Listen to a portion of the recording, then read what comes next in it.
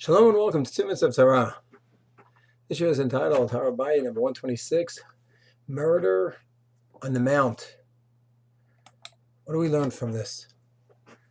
So in the previous year we mentioned that to go ahead and start saying, well, why is God letting this happen?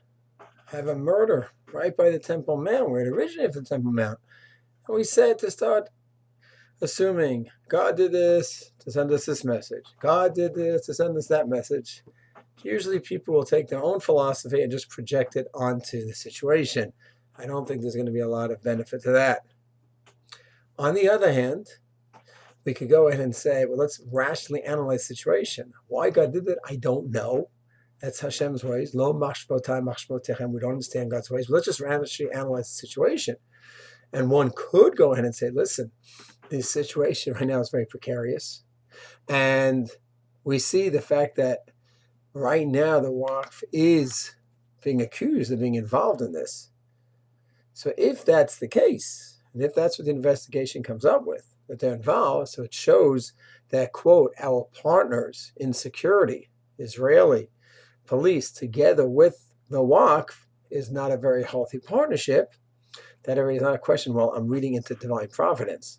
I'm calling God's shots. No, I'm simply rationally analyzing the facts on the ground.